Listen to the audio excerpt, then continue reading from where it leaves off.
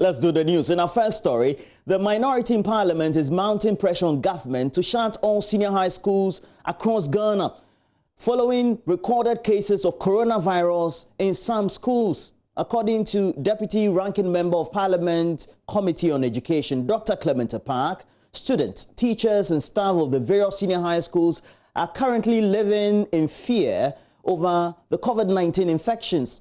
The Busan South Member of Parliament said the only solution to prevent wider spread of the virus among students is the closure of the schools. In the wake of COVID-19, many educationists, specialists, stakeholders had all suggested that it was best to close down schools. That was done.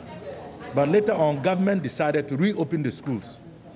When that decision was made, there was a lot of opposition. Now we know that various campuses have recorded infections of COVID-19. The Accra Girls example is but one. The reason why many of you in the media and Ghanaians are not fully apprised about what is going on is because of the restrictions that the ministry through GS has placed. As we know, even parents are not allowed to have access to the awards. Government has said that the reason for the reopening of schools was to prepare the students to take their final exams. Given that at the time the schools were reopened, the case count was only about 12,000. And today we are speaking about a case count in excess of 20,000.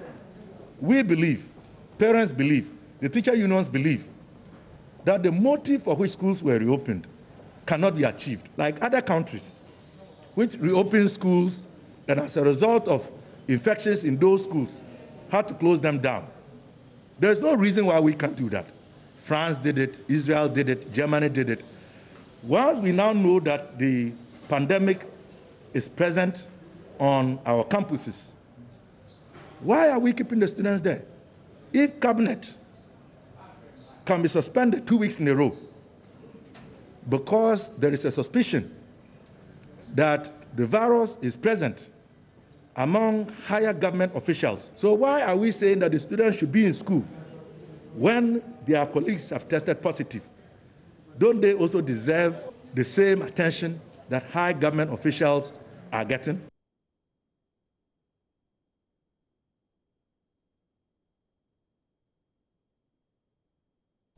Dr. Park added that before the closure of the schools, government should make sure it conducts mass testing of COVID-19 for all students and teachers on the various campuses before they allow the student to join their parents at home.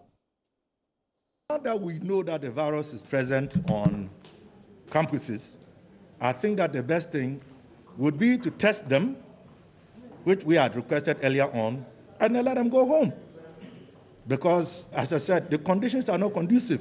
The anxiety, the fear, the emotional torture of being on campus and not knowing what is going on, whether you even have the virus or not. Everyone is being suspicious of the other person. And remember that even the PPEs are not even readily available.